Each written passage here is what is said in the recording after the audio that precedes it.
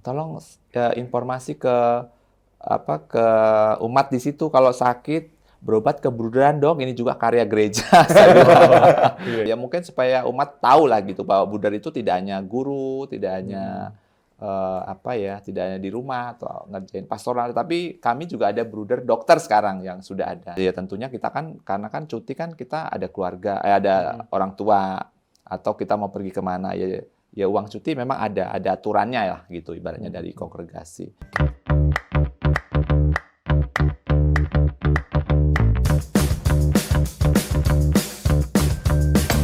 Halo Sobat BMV, kita ketemu lagi di Joki Bicara, Joki Numan Bertanya. Telah hadir bersama kita Bruder Komang dari Budi Mulya. Terima kasih. Selamat datang. Bener ya Dar ya, Bruder Komang kan? Iya. Lagi viral nih soalnya ya. Kok viral? Iya kan, ada lagunya Dar. Oh gitu ya, ya betul. Penyanyi dong. Kita searching ya. Judul lagu ya. Iya mungkin perkenalan dulu nih boleh Bruder. Oke, kesibukan dan mungkin karyanya di mana? Gitu. Oke, baik. Selamat sore. Nama saya, nama lengkap ya, Boleh. Bruder Albertus Komang Alit. Saya orang Bali, tapi saya dibesarkan di Sumatera Selatan, di Belitang tepatnya sih, bukan di Palembang, di Belitang. Nah, lalu saya tinggal di komunitas Desa Putra, Lenteng Agung, Jakarta Selatan, dan saya tugas di klinik Pratama Desa Putra dan juga klinik Melania Bruderan. Jadi saya membantu di 2 klinik ini. Begitu keseharian saya ya dari pagi sampai sore ya di klinik membantu menemani atau merawat dan orang-orang yang sudah hadir untuk butuh pengobatan gitu. Jadi perawat gitu ya? Ya, perawat saya sendiri profesinya perawat. Oke. Begitu. Nah, kemarin kan kita sudah ngundang suster ya, Bruder suster, Romo. Okay. Yeah. Nah, sekarang kita pengen tahu nih, nggak lengkap kalau belum ngundang Bruder nih. Kita pengen tahu kehidupan seorang Bruder tuh seperti apa sih? Sehari-hari ngapain aja? Gitu. Oke, baik. Sebenarnya Bruder, suster, Romo itu mungkin sama ya kehidupan sehari-hari karena memang kita tinggal di seperti komunitas ya. Ya memang tinggalnya komunitas bersama beberapa Bruder, jadi kalau kami kebetulan ada 9, ya kan? Jadi keluarga besar. Jadi ada yang dari tua, medior, sama senior, jadi gitu. Jadi keseharian ya kita dengan kegiatan komunitas ada jadwal-jadwal khusus yang memang kita lakukan bersama. Gitu. Entah dari ibadat pagi, dari misa, terus dari nanti ketemu lagi di makan siang, terus nanti ketemu lagi di ibadat sore gitu.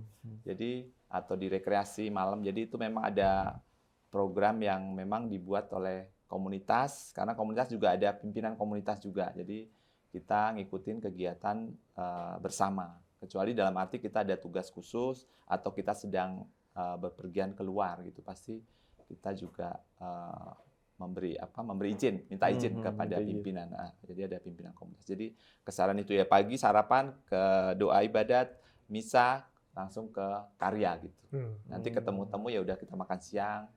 Sudah itu nanti sore ya ketemu lagi di ibadat sore sama di makan malam gitu biasanya. Jadi seperti itu sama. Ya kurang lebih kayak orang-orang pada umumnya ya, cuman hanya hidup doanya lebih banyak. Ya, betul. Ya. Istilahnya komunitas. Ya harian juga, bulanan juga ada kegiatan kayak rekoleksi, jadi gitu. Jadi memang karena kita sebagai religius, sebagai Bruder tentu ada yang istilahnya dalam arti ada yang kegiatan yang memang yang kaitannya dengan hidup doa, hidup rohani gitu. Dar, selalu ada cerita menarik nih dari masing-masing narasumber, khususnya kalau ngomongin panggilan. Betul. Gitu. Kalau Bruder sendiri, boleh dong cerita sedikit, spill sedikit, gimana sih dulu awalnya kok terpanggil menjadi seorang Bruder? Iya. Saya sebenarnya termasuk dalam panggilan terlambat sebenarnya. Jadi saya itu sudah bekerja. Jadi bekerja dulu, baru saya masuk menjadi seorang Bruder gitu. Tapi awalnya sebenarnya kecilnya saya itu kan saya dibesarkan oleh keluarga Hindu. Jadi orang tua saya itu Hindu. Ketika saya pindah ke di Belitang tempatnya ya, Sumatera Selatan itu, kebetulan komunitas maksudnya keluarga-keluarga sana kebanyakan Katolik. Jadi saya bergaul dengan orang-orang yang Katolik, termasuk ke gereja. Gereja itu sebenarnya diajak-ajak oleh tetangga dulu. Ayo ke gereja atau sekolah minggu itu kan anak-anak kecil ya. Itu ikut dan pada saat itu romonya masih orang bule. Jadi dari Belanda sana, saya ingat romonya Romo Bonce waktu itu. Jadi beliaunya tinggi sekali orang. Jadi kalau misa itu duduk biasanya kan kalau maksudnya kalau di dekat altar itu kan berdiri ya romo-romo sekali. Tapi beliau itu dulu berdiri, duduk karena saking tingginya, betul. Dan beliau itu sering naik sepeda ke ke tetangga gitulah, keliling-keliling gitu ya. Nah, ketemu anak-anak kecil ya, termasuk saya waktu itu kan kalau dulu anak kecil ketemu bule itu kan senang ya, bule gitu ya. Jadi ngikutin gitu. Akhirnya ya dari situ lambat laun jadi akrab dengan dengan lingkungan gereja. Akhirnya ke gereja, akhirnya bahkan sekolah minggu gitu, ikut sekolah minggu. Bahkan Miss Dinar, saya juga dulu aktif di Miss Dinar. Ya itu gitu. Jadi aktif terus sudah itu ya ketika sebenarnya lucunya dulu pernah tidak ke gereja dan Romo ini herannya kok apal gitu loh dengan anak-anak. Jadi Romo ini apal dengan anak. Jadi saya itu tidak ke gereja waktu itu, nggak tahu kenapa. Tiba-tiba kan beliau biasanya sore keliling itu dijepret gitu Pak, dipakai karet gitu loh.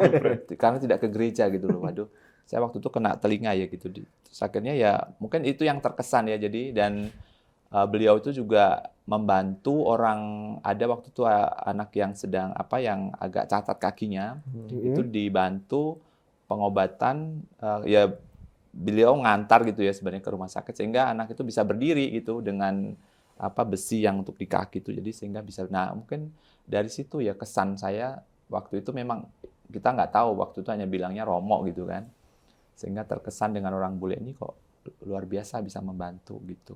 Nah waktu itu ya begitu aja, kenal gitu aja.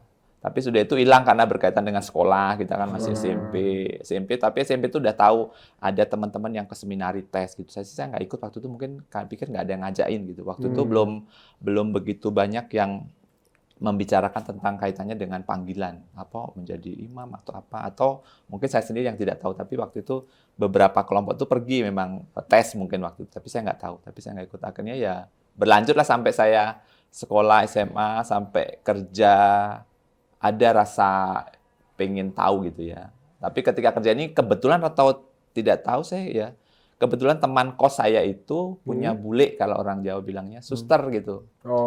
Saya cerita sama teman saya ini, aduh saya pengen menjadi seorang bruder lah gitu. Waktu itu saya udah tahu bruder, karena waktu itu juga ada bruder dari dulu ya, ada bruder lah gitu kita menyebutnya. Sehingga dikenalkan sama bulenya suster itu. Diteleponlah saya sama provinsialnya BM waktu itu. Sehingga dari situ saya diajak untuk live in. Nah, itu pengalaman pertama live in selama seminggu di Jakarta, di Gunung Sahari waktu itu. Nah, dari situlah live in itu seminggu seperti cuti aja kita, jadi main gitu, pulang gitu. Tapi hilang gitu. Tapi bruder ini kontak saya terus ya. Gimana gitu.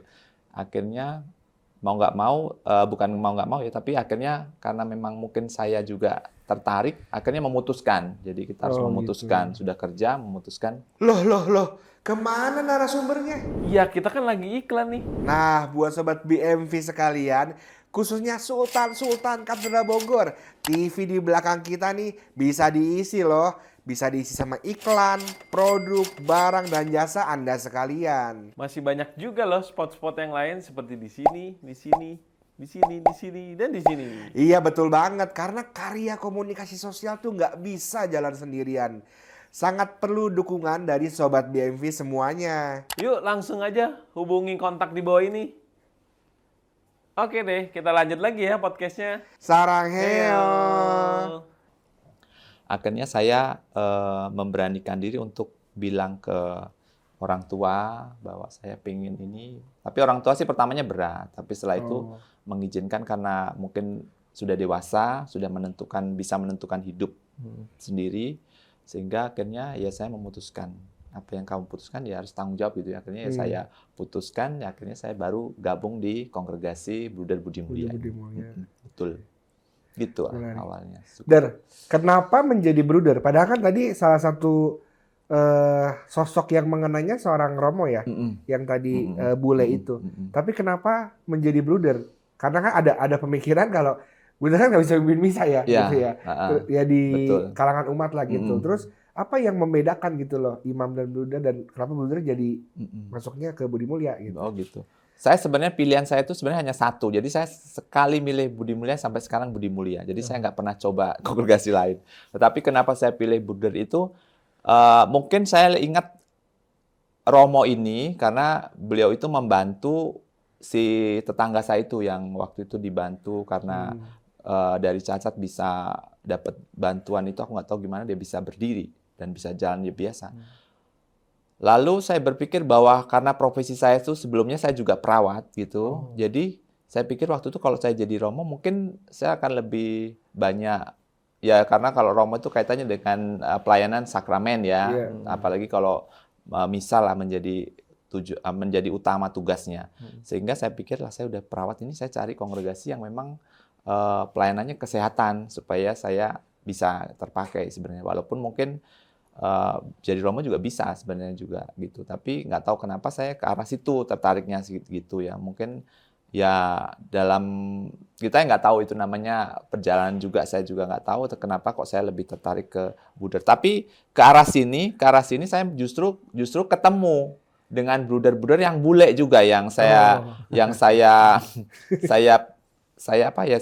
belakangan dulu saya lihat beliau sangat membantu orang-orang terutama orang-orang yang nggak mampu, orang miskin, dan saya ketemu dengan sosok bruder bule yang juga sama gitu. Ketika saya tugas pertama setelah selesai biasanya kalau sudah profesi pertama itu, saya waktu itu kebetulan dapat kesempatan untuk bermisi ke Ethiopia.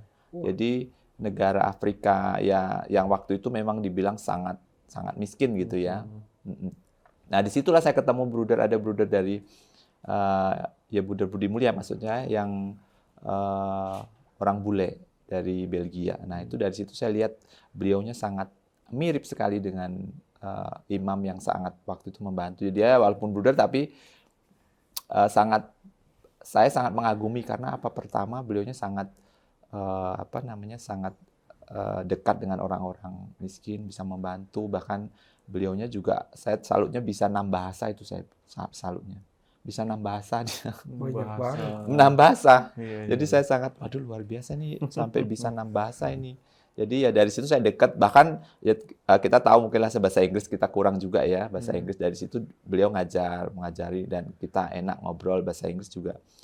Dengan beliau enak bisa nangkep, dan pengajaran ilmu saya kira pengetahuannya luar biasa kaitannya dengan gereja ya, perkembangan gereja itu sangat, sehingga saya senang dengan satu komunitas kami waktu itu. Sehingga ya itu membuat saya juga kagum, ya nggak apa-apa jadi bruder juga sama, saya pikir gitu. Kan juga kita melayani umat juga sama, cuman bentuknya aja berbeda. Ya. Betul gitu. Itu. Tapi saya juga senang karena saya juga yang pertama kan sebenarnya kita bahagia dalam menjalani panggilan itu yang penting. Ya mungkin sedih-sedih ada, tapi dalam arti kita bertemu para bruder bermacam-macam dari berbagai daerah itu kan luar biasa gitu. Iya.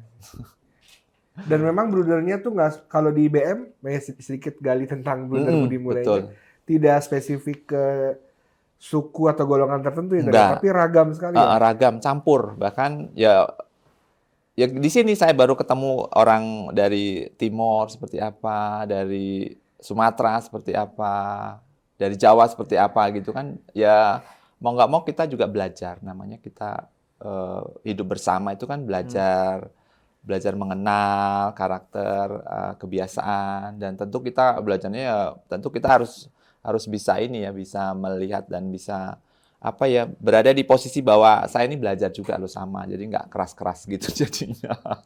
Jadi udah biasa gitulah ibaratnya dengan beberapa para bruder itu. Dan kalau di sekolah itu kan ya anggaplah hidup berkomunitas ya kan, itu ada geng-geng, ada ya kan, mungkin kan awal-awal kan pasti namanya orang pasti cari yang sama dulu dong ketika gabung. Kalau di sana menyikapi perbedaannya gimana dari komunitas Budi Mulia?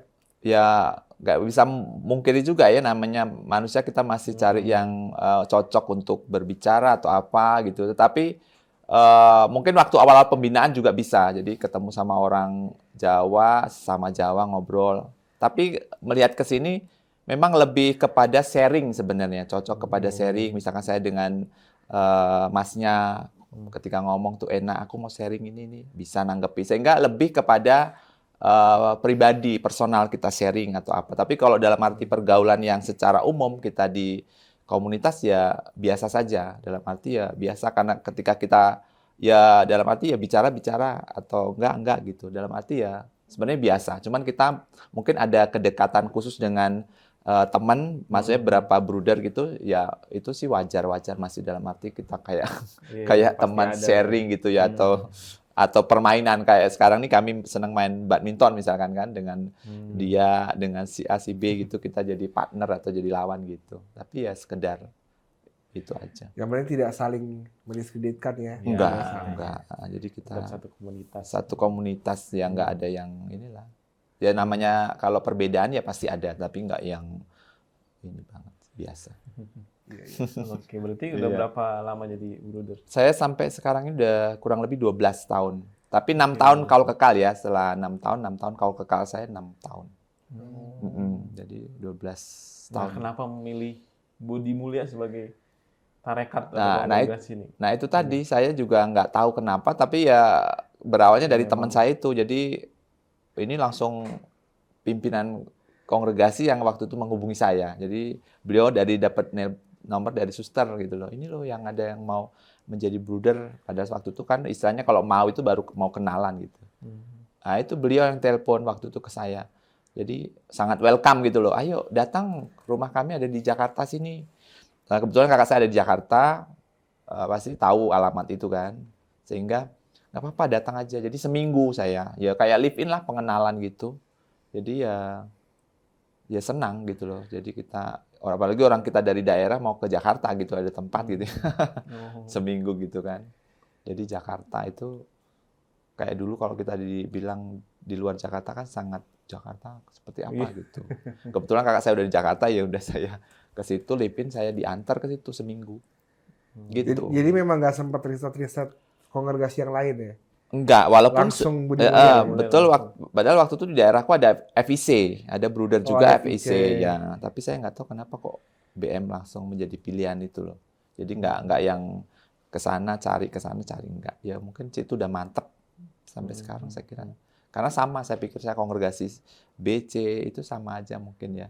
Ya tergantung kita mau ininya. Tapi ya itu pilihan masing-masing. Kalau saya sekali untuk selamanya gitu. Betul. Iya, karena mungkin ngelihat langsung kehidupan ini yang pas betul. live in itu kali ya. Waktu itu pas live in, saya kira live in itu. Seperti apa gitu. Betul, live in gitu. Oke, Der, terkait dengan ya tadi kan Bruder berkarya di 2 tempat ya sementara ini ya, di Lenteng Agung dan di Bogor gitu ya. Dan sebagian tadi 2 sampai 3 hari ada di Bogor ya Der ya, beraktivitas. Iya. Nah, kalau Bruder sendiri nih melihat ini kan keberadaan Budi Mulia ini tidak lekang dari bahwa dia adalah bagian dari paroki katedral ya. Dia adalah bagian dari komunitas di wilayah paroki katedral. Bruder bagaimana sih melihat apalagi satu komplek nih, paroki, sekolah, terus apa namanya? klinik ya kan. Layanannya lengkap gitu kan ya. Bruder gimana melihat sinergisitas di antara Budi Mulia, kemudian katedral dan umatnya dinamikanya melihatnya gimana Dan?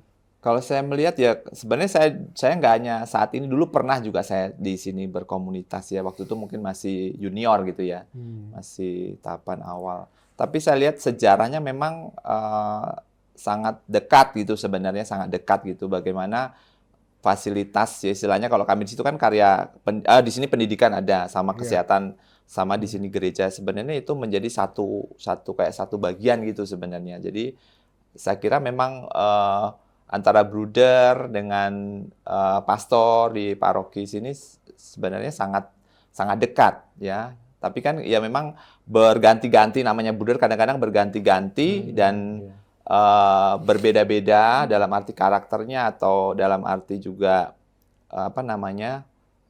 kedekatannya gitu ya. Jadi memang saya kira memang menjadi bagian harusnya gitu ya, harusnya sangat dekat Makanya ketika saya dulu di sini juga, saya kira sampai sekarang juga para bruder juga berpartisipasi untuk di sini juga di paroki, entah itu sebagai prodiakon bagi komuni atau membantu dalam persiapan komuni pertama, dan sekolah-sekolah juga kegiatan di dalam sekolah ini juga dalam satu kompleks. Saya kira itu sangat bagus untuk istilahnya pastoral, lahan untuk pastoral. ya. Dan juga saya kadang-kadang juga di sana kegiatan lansia di klinik itu. Jadi Santa Monica itu saya kira itu juga ada di kegiatan di klinik kami di situ, para bruder. Makanya saya selalu bilang, Ibu nanti atau umat-umat di paroki katedral, saya kira kalau sakit, saya bilang waktu itu pernah, tolong kalau teman-teman, apalagi teman-teman di sana juga bagian daripada paroki ini, tolong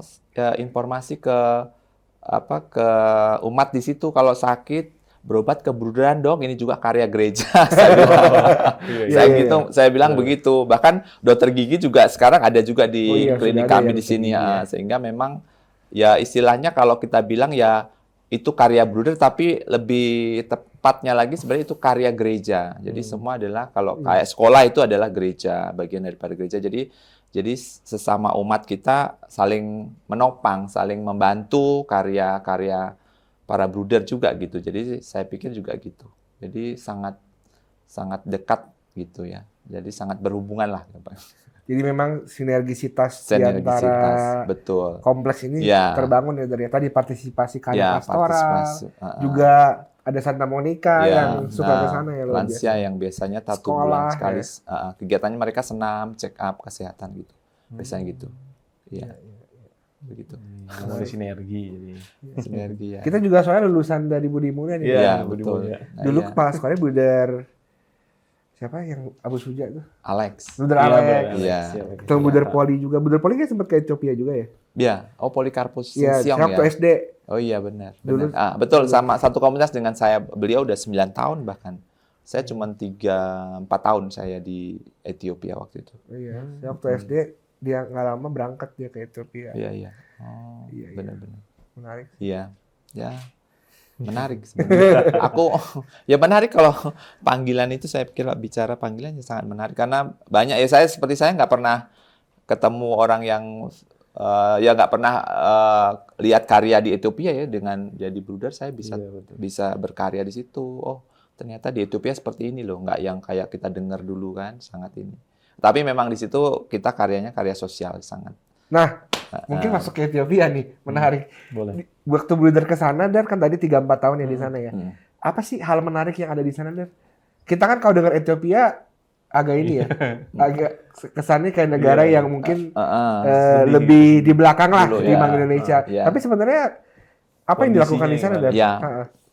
Pertama juga saya sebenarnya juga sama, shock juga, kaget gitu loh. Saya sampai sana itu pas nyampe ini ya ceritanya. Kalau pas nyampe itu seperti jadi lemes saya. Jadi kayak nyawa saya tuh hilang separuh. Jadi ya bener, karena kan kita istilahnya dari tempat yang ramai bisa jadi terus ditaruh di situ, tempat yang sepi, yang baru hari itu kita itu udah langsung. Jadi memang sangat shock gitu ya pertamanya itu. Tapi berjalannya waktu itu pelan-pelan. Ya kalau kita shock itu kan harusnya kita keluar gitu ya. Kalau kita di dalam kamar kita akan jadi sepi. Akhirnya saya berani keluar, juga ditemani waktu bruder, keluar aja jalan, lihat gitu. Akhirnya karena di sana ada 3 karya proyek sosial di sana, ada kayak feeding elderly, ada health center juga, klinik, sama konseling konseling center gitu. Jadi sehingga kita punya 3 itu sosial semua. Akhirnya ya pelan-pelan saya bisa ke sana, bisa dalam arti kerasan. Yang pertama tentu kagetnya karena mungkin udaranya, ternyata di sana kan ibu kotanya kan di Addis Ababa itu dingin. Oh, dingin. Di sana dingin, ternyata dingin. Aku juga kaget, pikir gua Afrika itu panas ya. Ternyata di Addis itu dingin. Pertama, kedua mungkin karena makanannya. Makanannya sangat beda sekali 100% dengan kita. Tapi ada yang menariknya karena kopi. Mulus-mulus kan? Nah, itu benar.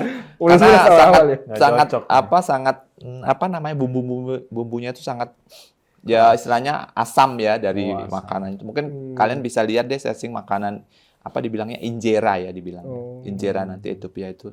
Tapi berjalannya waktu sangat senang saya karena mereka selalu ada sambutan untuk tamu itu sangat kental. Jadi ada coffee ceremony bilangnya gitu. Coffee ceremony itu ya kopi yang memang kalau kita kan diseduh tuh, Iya. diseduh langsung air panas. Kalau mereka enggak, jadi mereka disangrai dulu di depan kita sini. Oh. Misalkan kita tamu ini disangrai, terus ditumbuk, terus sudah itu nanti disuguhkan pakai, kalau orang kendi bilangnya orang Jawa itu kendi dari tanah liat itu. Sangat nikmat dan mereka sangat ya culture-nya sangat bagus, sangat menghargai banget dan sangat ya beragam juga karena di sana kan juga mayoritas ortodok tuh ya. Ortodok, Katoliknya sih hanya sedikit, tapi culture-nya sangat unik di sana. Tanggalan beda sebulan ada berapa? 13 bulan di sana. Oh.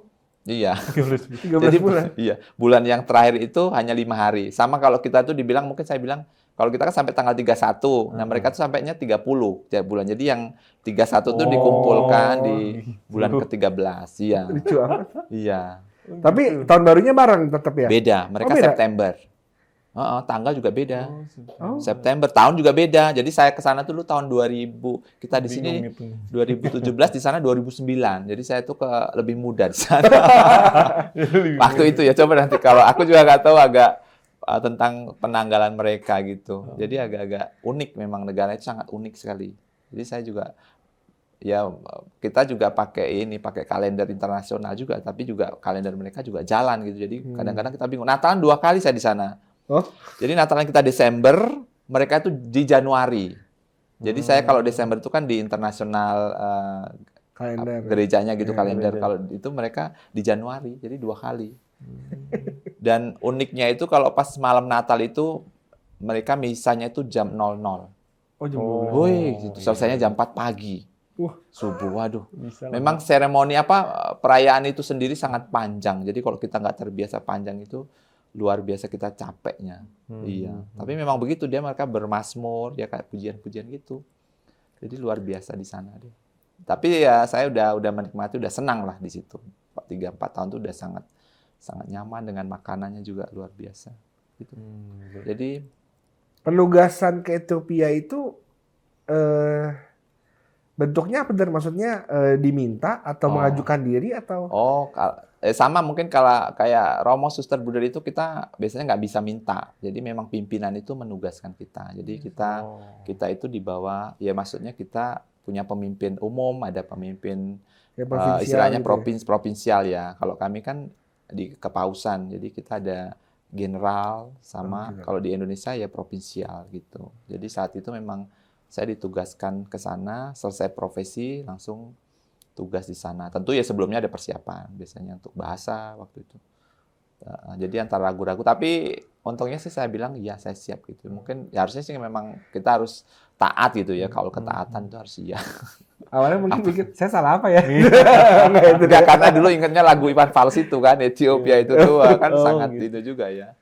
Tapi ya kesininya sih berkembang, mereka udah ada kereta sudah ada, jadi banyaknya sekarang kemajuan. Cuman ya masih kayak masih orde lama kita lah bilangnya ya. Maksudnya itu masih karena pemerintahnya kan Perdana Menteri, jadi satu ini. Karyanya masih berlanjut dari sampai sekarang? Masih. Masih. Jadi memang di sana karyanya di sana memang sangat membutuhkan istilahnya support dari donatur ya, kebanyakan dari Eropa dulu banyakan. Karena ya NGO juga membantu. Karena di sana kan karya Bruder di sana kan yang sifatnya charity, jadi sosial gitu. Jadi lebih banyak membantu. Ya waktu itu proyeknya ya bayangin yang satu ini elderly feeding, jadi memberi makan lansia. Bahkan lansia itu kan tidak punya rumah. Jadi kami hanya menyediakan memberi makan siang sama malam. Mereka boleh di situ mandi, jadi kami sediakan juga tempat mandi, tempat naruh pakaian atau tempat juga untuk mencuci. Jadi setelah itu mereka harus, entah itu kalau mereka nggak ada tempat ya mereka mau ke jalan atau kemana gitu. Karena keluarganya di sana kemungkinan banyak kan, atau tidak banyak keluarga, tidak ada keluarga si lansianya ini.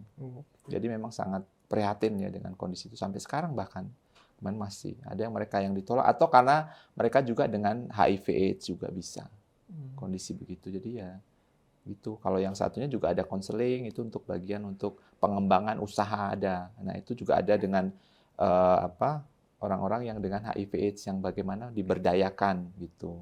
Itu kalau yang konseling itu.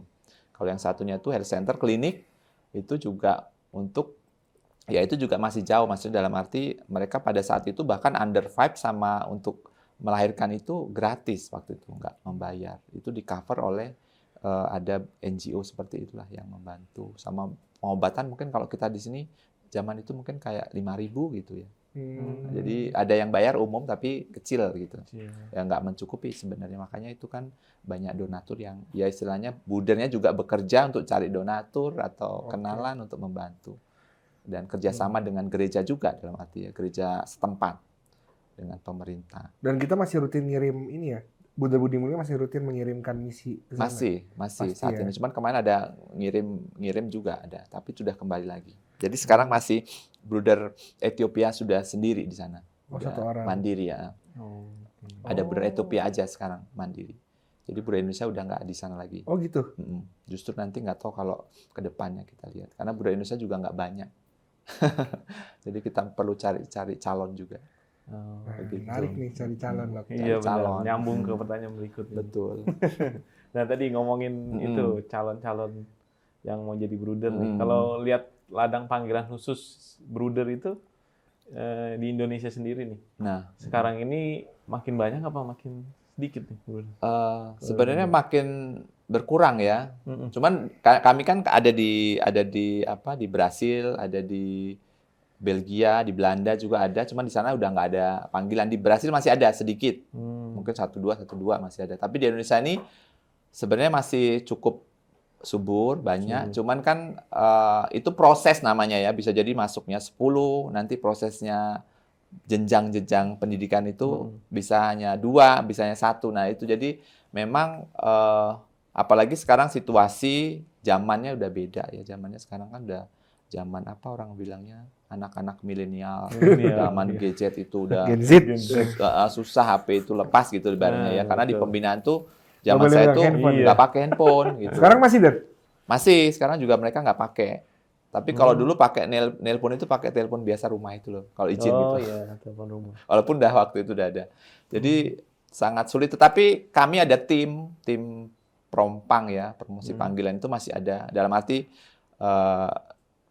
ya termasuk Bruder Boni, ada Bruder yang dokter tadi, terus ada satu lagi Bruder Maksi. Nah itu juga menjadi bagian dari tim untuk mencari calon gitu. Makanya kami para Bruder itu juga keluar pikirnya ya mungkin supaya umat tahu lah gitu bahwa Bruder itu tidak hanya guru, tidak hanya tidak hanya di rumah atau ngerjain pastoral, tapi kami juga ada Bruder dokter sekarang yang sudah ada. Jadi itu pun juga mungkin awam juga baru tahu, oh ada Bruder dokter ini. Ya mudah-mudahan ini Desember selesai, beliau tugas misalkan di sini di Bogor ya orang akan kenal gitu. Jadi Bruder juga ada yang dokter juga, ada yang guru macam-macam. Gitulah profesinya ya. Mungkin dengan itu tertarik calon-calon gitu. Dan ya seperti saya juga itu kan panggilan juga sekarang ini juga banyak juga panggilan-panggilan yang terlambat. Mungkin tidak hanya Bruder, mungkin para imam pun juga beberapa banyak itu ada banyak yang panggilan terlambat. Istilahnya mereka sudah studi, sudah kerja gitu, dan mereka memutuskan untuk masuk hidup membiara gitu, menjadi gitu. Total Bruder di BM di Indonesia sendiri? Indonesia kurang lebih 60-an. Jadi kita belum begitu banyak, jadi 60-an. Tapi Indonesia ya. Indonesia. Jadi belum begitu banyak karena kita ada beberapa banyak karya yang memang belum ada brudernya. Jadi masih melibatkan awam. Ya itu tadi kendalanya masih bisa jadi banyak masuk tapi yang sampai tahap itu tinggal sedikit. Iya. Makanya semua gitu kali ya. Saya kira semua. Tapi ya kita tetap menjaga dalam arti menemani. Sekarang ini juga para Bruder ada juga yang sedang studi. Kalau studi ini kan susah juga dalam arti untuk belum bisa dikarya langsung ya. Iya. Karena kan mereka fokus sekarang sedang studi, selesai studi baru biasanya begitu.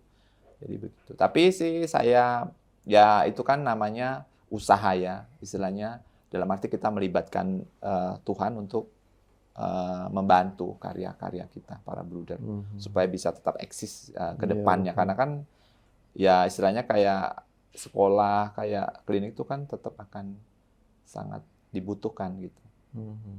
Nah menarik nih Bruder tadi Iya. ngomongin generasi milenial Iya, dan Gen Z ya. betul. Nah itu upaya apa yang sudah dilakukan Kongregasi Budi Mulia nih untuk menarik para orang muda ini nih untuk tertarik masuk ke jadi brooder gitu. Ya. Yang dilakukan tim itu sekarang tuh selain ya mereka akan istilahnya di media-media sosial ya, di Facebook, ada di Instagram, ya kadang-kadang ada brooder juga yang bermain TikTok, gitu, ada juga. Kalau saya sih enggak. Ngikutin zaman gitu. Atau di di website juga ya, ada juga bisa dilihat di situ. Dan juga sekarang ini malah mengejar menangkap bola gitu ya istilahnya. Mereka menjemput bola gitu, maksudnya mereka keluar, ada yang ke Flores, ada di timur, jadi kita gerakkan semua untuk supaya mau begitu ya. Dan juga live in ya, mungkin live in juga bisa, dalam arti ya mungkin kita juga menawarkan live in kalau ada yang mau live in, berkenalan lebih mendalam, dalam arti ya live in itu kan tinggal bersama ya, mungkin sekitar seminggu, 3 hari seminggu gitu, bisa tanya-tanya gitu. Jadi seperti itu sih, memang ya, tapi tetap cara-cara konvensional itu masih ada. Jadi pergi ke daerah-daerah gitu. Yang sekarang tuh kebanyakan daerah arah ke timur, Flores gitu ya, kebanyakan gitu. Kalau daerah Jakarta itu atau mungkin kota-kota agak susah. Banyak pilihan kali ya? Agak berat, atau banyak pilihan, betul. Banyak pilihan yang lain, mungkin mereka lebih tertariknya ke imam kan, bener mungkin nggak terlalu tertarik mereka mungkin ya. Tapi kan itu masing-masing ya, karena kan kita nggak bisa memaksa, namanya masuk menjadi seorang imam, brother, suster itu kan yang paling penting adalah hidup kita itu bahagia itu senang kita menjalani itu. Kalau kita nggak bahagia kan kita pasti akan bingung seumur hidup, betul. Bahagia gimana? Ya maksudnya hal-hal kecil-kecil lah kita ya dalam hati itu, happy aja gitu, senang gitu ngidupnya. Dengan tugas dan perutusan sih sebenarnya. Sama ya kayak kalian mungkin tugas. Tugas itu betul pelayanan. Pelayanan lah. Ragamnya banyak ya. Ya, ada yang brother, imam, betul, suster, awam. Sama aja, sebenarnya tugasnya sama kok. Sama. Melayani umat. Dan kalau misalnya brother kan ada kaul ya. Ya. Kemiskinan, kemurnian, ketaatan. Kalau misalnya ada teman-teman ya di rumah mungkin yang pengen jadi brother tapi bingung, brother tuh pelayanan atau pekerjaan ya? Terus dia secara finansial mencukupi kebutuhannya seperti apa ya? Atau mungkin kalau jadi brother bisa menafkahi keluarga nggak ya gitu? Kalau ada pertanyaan-pertanyaan seperti itu, gimana gitu. Anda melihatnya? Kalau kita menjadi brother itu kan sebenarnya bukan untuk mengumpulkan harta, dalam arti untuk pribadi kah atau untuk kongregasi kah, namanya kita. Jadi kita berbicara kaitannya dengan karya. Karya itu juga kan, karya juga sekolah atau apapun itu kan tidak semuanya yang dalam arti memang untuk mencari keuntungan gitu ya. Nah itu yang perlu istilahnya dimaknai bahwa kita kan pelayanan karya, yaitu menjadi sarana kita sebenarnya, sarana brother, suster, imam untuk pelayanan kita. Tapi kalau ditanya, ya senang atau enggaknya, senang adalah buktinya saya juga bisa pergi ke Ethiopia, ibaratnya gitu. Itu kan juga, istilahnya kalau dalam tanda kutip bonus lah istilahnya. Tapi bukan menjadi tujuan sebenarnya, karena kan kita juga nggak tahu. Nanti ditugaskan ke sana, ya menikmati saja tugas itu kan gitu. Dan kalau ya berkaitan dengan kaul, ya memang kita ada kaul-kaul itu. Tapi bukan berarti kita itu dibatasi dengan kaul, tidak. Tapi dalam arti bahwa kita bisa, ya kalau kebutuhan itu kan sesuai dengan kayak misalkan saya punya HP ya cukuplah 1 mungkin ya bagi saya, karena saya hanya cukupnya 1 untuk pelayanan, untuk hubungan bisa komunikasi atau kegiatan ya, terus itu. Lalu kalau cuti memang kita para brother juga ditanggung, misalnya kalau cuti pulang 2 tahun itu ya pasti dikasih transport untuk pulang dan pergi, dikasih uang saku juga ya, tentunya kita kan karena kan cuti kan kita ada keluarga, ada orang tua, atau kita mau pergi kemana ya uang cuti memang ada aturannya ya gitu, ibaratnya dari kongregasi gitu. Jadi ya bukan mengumpulkan, tapi itu menjadi bagian daripada memang ya mereka juga, kongregasi juga mencukupi kebutuhan sesuai dengan aturannya itulah, istilahnya itu. Dan nggak bisa yang ibaratnya kita ngumpulan uang banyak untuk keluarga sih, nggak bisa. Mungkin pas cuti itu kita bisa kasih orang tua ya, uang cuti bisa gitu, tapi Artinya yang dicukupi lah ya. cukup ya. Maksudnya bukan berarti kemudian hidup Iya, menderita betul. gitu Enggak, ya, enggak juga. ya, enggak Tapi balik juga. lagi namanya karya pelayanan, ya kan ya. Mm-mm. Tentu ada batasan-batasan, Ya, aturan dan segala betul. macam. Ya, Aturan. ya. Betul. Ya, mungkin ya sama sepertinya. Jadi ya memang sesuai kebutuhan saja ya. Kalau seandainya saya diutus untuk pergi ke mana misalkan ya pasti ya kita difasilitasi lah Iya, pergi ke iya. sana gitu ya. Kan nggak mungkin enggak. Suruh nyari uang sendiri Betul, enggak ya? ya gitu. Tapi ya tidak yang berlebihan lah. Cukup lah Cukup. kalau kita bilang Betul, cukup betul. ya. Karena kan kita juga kongregasi menghidupi nggak hanya saya, Iya. para buder yang lain, buder yang lansia juga yang sudah istilahnya apa Pensiun nggak ya. aktif di itu ya, istilahnya kan tetap menjadi keluarga Iya. yang tetap juga kongregasi dibantu untuk kebutuhannya gitu. Gitu. Jadi Nah, Bruder, kalau tahapan menjadi seorang Bruder nih, betul. bagaimana nih tahapannya? Oh, kalau di Bruder itu Berapa lama gitu? Kalau di Bruder itu biasanya kalau kita pengenalan itu kadang ada aspiran. Aspiran itu tahap sebenarnya kayak kandidat gitulah. Aspiran nih misalkan aku nih kenal sama Bro misalkan. Ada keinginan untuk menjadi, tapi memang belum waktunya dalam arti pengenalan atau tinggal di Bruder itu sudah bisa kita bilang itu nanti kalau udah tinggal belum ikut proses pembinaan itu bisa aspiran dibilangnya. Itu nggak tergantung nggak sama gitu, bisa beda-beda kalau di kongregasi kami ya. Sudah itu baru kalau sudah yakin atau sudah ada tahapan wawancara atau apa dengan pendampingnya nanti dia akan masuk ke postulan. Postulan itu kurang lebih 1 tahun. 1 tahun. 1 tahun, tapi bisa juga lebih gitu loh, ada lebihnya. Lalu setelah postulan akan novis, berarti tahapan novis 1 dan novis 2, jadi 2 tahun di situ. Jadi bisa juga lebih, itu juga bisa tergantung dari aturan masing kongregasi ya, bisa jadi ditunda atau apa gitu. Nanti setelah novis 2 biasanya, setelah itu ada profesi kaul pertama biasanya. Nah itu profesi kaul pertama, baru penempatan biasanya gitu. Jadi ada acara profesi itu baru penempatan, tugas di mana istilahnya. Setelah itu nanti ya menjadi Bruder junior kan. Junior nanti pada saat itu ya istilahnya dia sedang studi. Jadi setelah itu nanti 6 tahun baru persiapan untuk kaul kekal.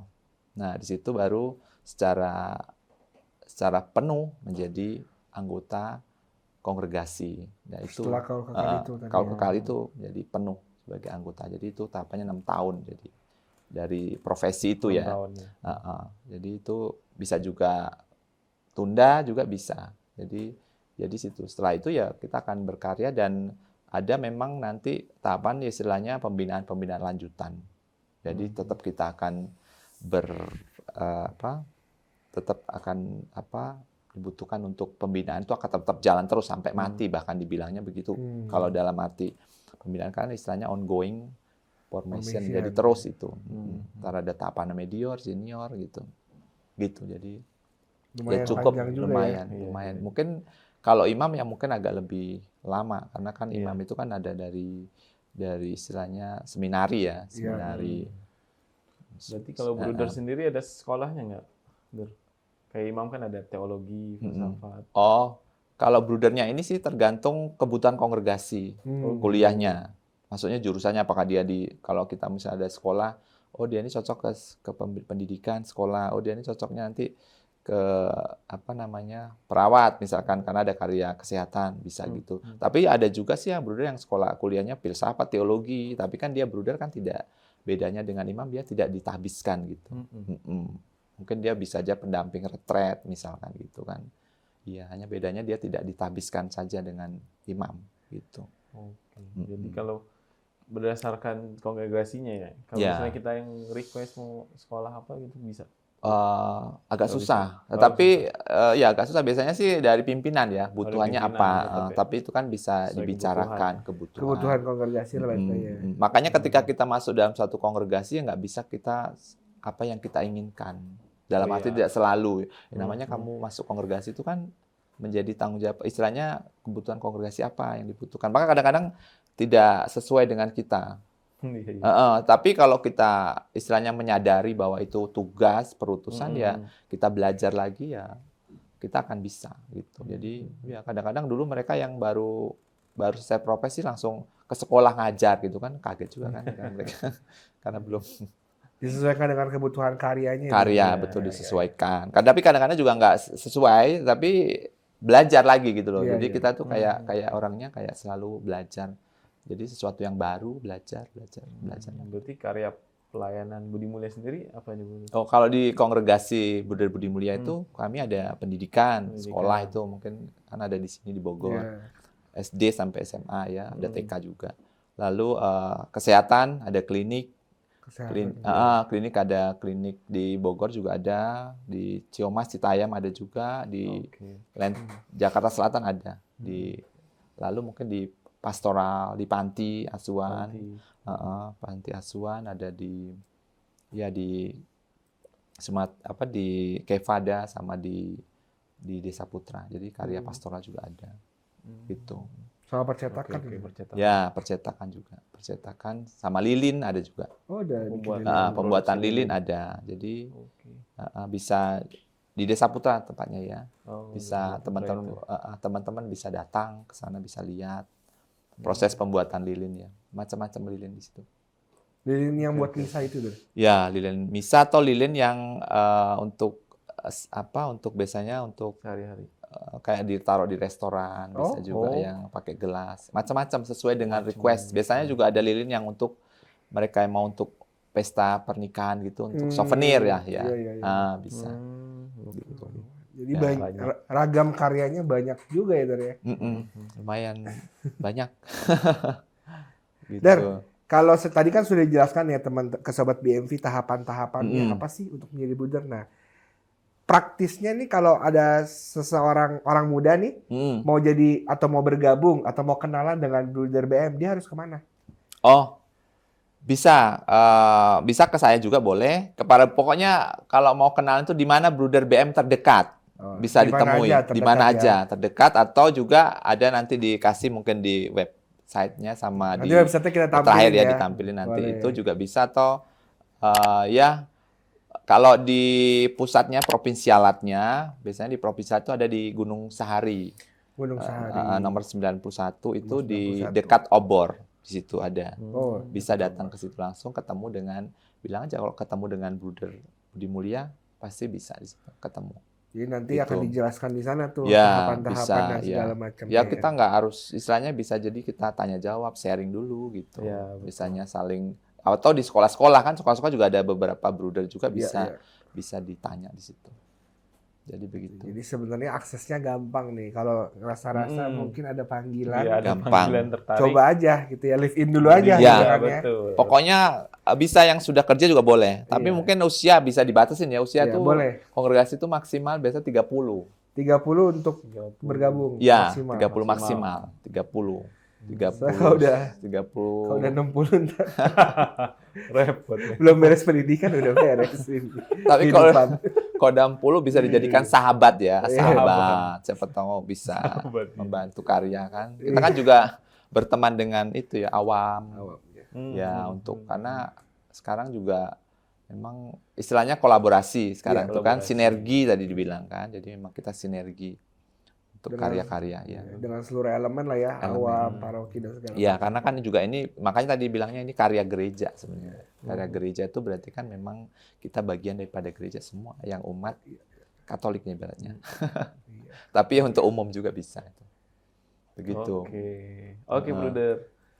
Pertanyaan dari kita cukup nih. Cukup ya. Di sini. Kita akan jawab pertanyaan nih nanti dari umat nih. Nanti ada segmen berikutnya. Gitu ya. Kita akan masuk ke segmen Joki umat bertanya.